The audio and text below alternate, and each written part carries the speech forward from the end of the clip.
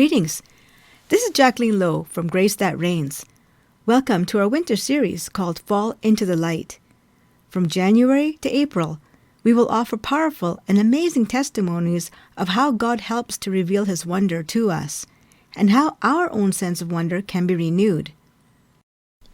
Today, I am starting with a very special guest, my father, Michael Loh. My father had just retired and bought himself a coffee and muffins franchise, and everyone who was anyone would come for his muffins and coffee, but most of all, for his smile, his company, and humorous stories. The store had become quite a social spot for his growing gathering of family and friends. But on one fateful day in 1998, my father took ill at the store and wound up in the emergency room, where he was in grave condition. What transpired there was inspiring and nothing short of a miracle that changed his life forever. This is a story that reminds me that each of us is God's pearl of great price. Hi, Dad. Hi, how are you? I'm doing fine, thank you. Tell me about your faith life before 1998. Okay, before 1998, I was just like a dead piece of wood flow with the water. What my dad was saying here was that his faith was pretty much non-existent. He grew up in the Buddhist faith, and he didn't really quite practice it, and he married my mother and had to become Catholic, so he didn't quite have a formation in the Catholic faith, but he had many Catholic friends. A lot of friends asked me to join Tuesday group. Okay. That is a group involved with rosary and scripture reading. And how did you respond to them? It's not for me. I always tell them I'm waiting for the phone to ring. So they all ask me what type of phone. I say phone from upstairs. Mm-hmm. If they ring, I will take it out and I will listen and I will do what the phone tells me to do. Okay. So the phone did ring for you in 98. Tell us what happened.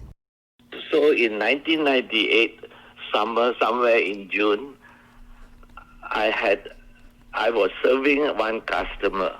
Yes, and he was the only customer about 10 o'clock. So everything seemed normal. Then what happened? Okay, I had a bit of a stomach upset. Mm-hmm. So I was with a group of friends. So I told them I have to go to the washroom. Mm-hmm. In the washroom, I had blood coming out from me. So you were hemorrhaging. Mm-hmm. I filled the toilet with blood and overflow the thing. So I had to get up and go out. Okay. But my hands were full of blood. My pants, my shoes, all with blood. Mm-hmm. So I tried to open the door. Before I could touch the door opened on its own. Just to be clear here, my dad now had to make it out of the washroom, through the hallways, separated by 3 very heavy doors, and make it back to his store, where he would call for help. It's a regular door with a turn knob. Mm-hmm. You have to use a hand to turn the knob so it will open. Mm-hmm. Otherwise, it would not open. This is an important part of the story because I know that if you weren't able to get through the doors, you would have just fainted and possibly died. Okay. So the door opened, the 3 doors, all the doors opened on its own. He finally reached his store, out of breath and still bleeding.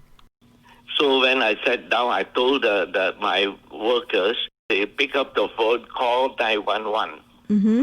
Meanwhile, that fellow whom I served a cup of coffee, and they came in and then pounced my chest and asked me, what's your name, what's your name, what's your name? Mm-hmm. So I said, don't bother me, let me go to sleep. I was tired and sleepy. Mm-hmm. And then the ambulance came, took me in to the emergency.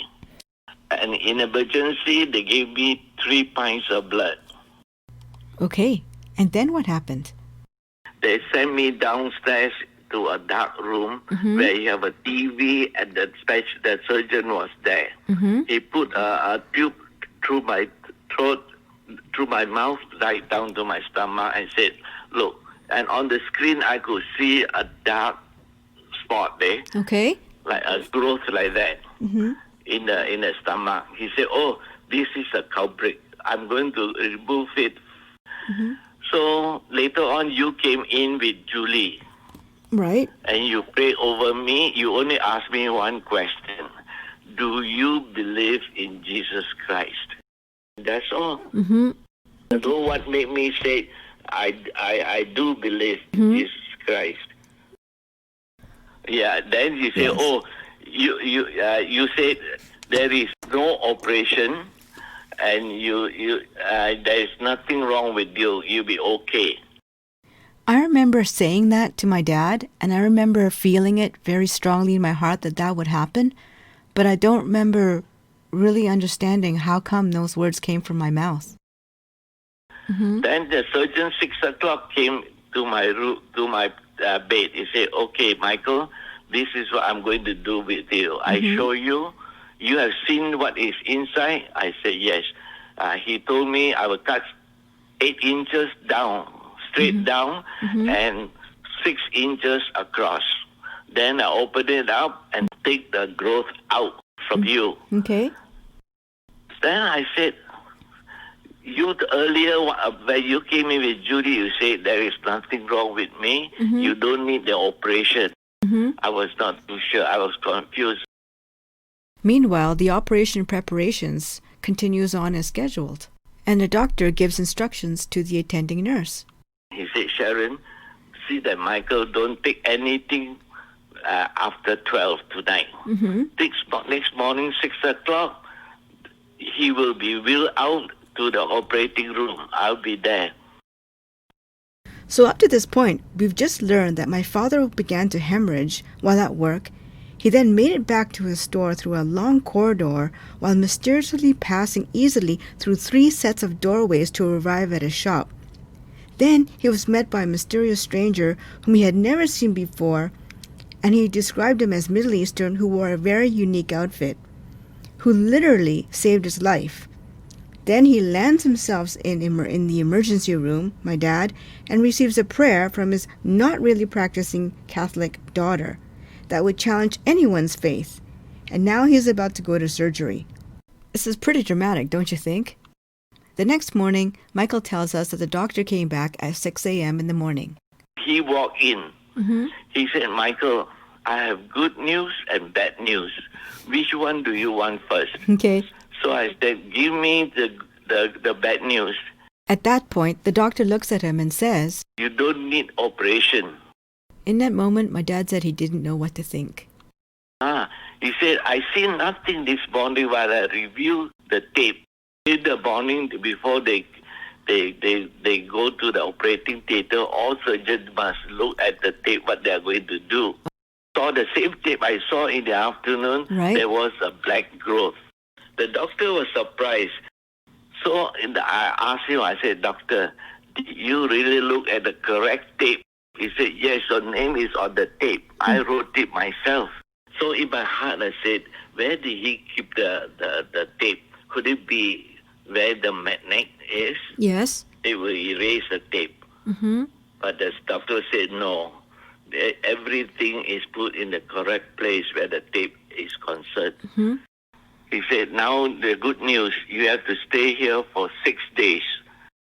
During those 6 days, my dad asked himself so many questions and tried to make sense of what had just happened just recently in his life. Especially, he had to come to terms with the fact that he didn't have to go for an operation. And to make matters more mysterious, this is what happened when his family doctor came to see him. He said, "You are done lucky. Only 20% survived that they had this problem."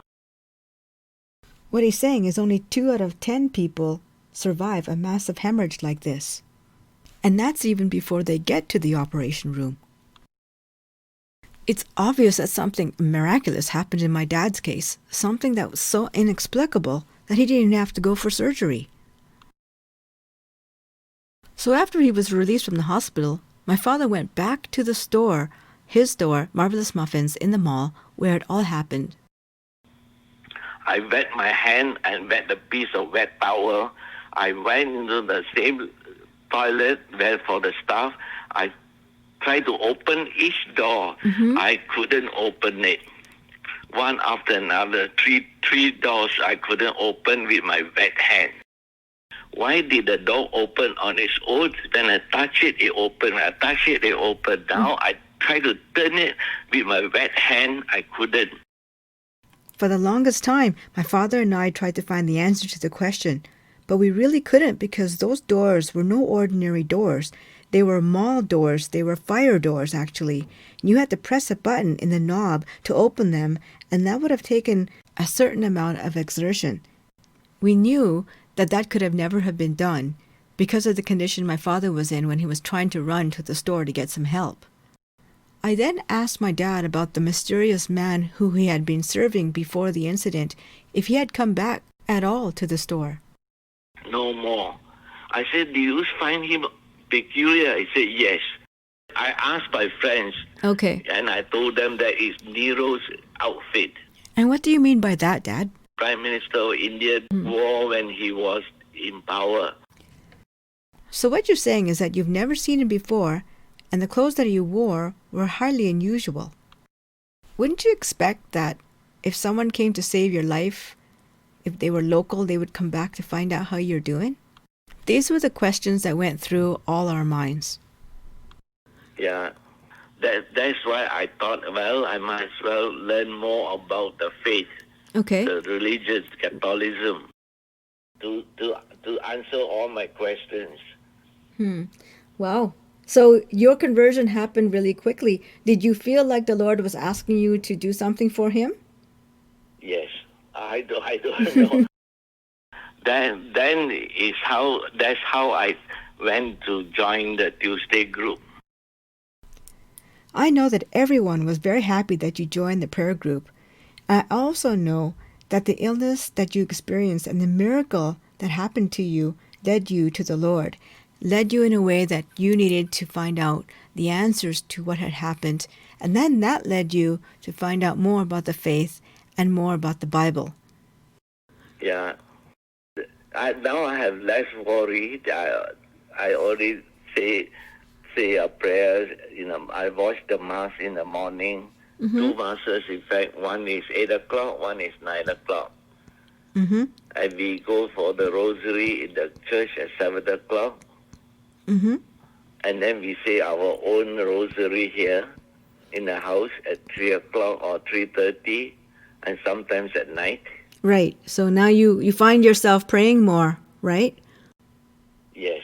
I don't know. So I want to ask you one more question. It's now been 23 years since you've experienced that incident, and so much has happened in your life since then. Do you believe that the healing that you received from the Lord was truly a miracle? Yes. I would say believe in Jesus Christ, pray, say your prayer.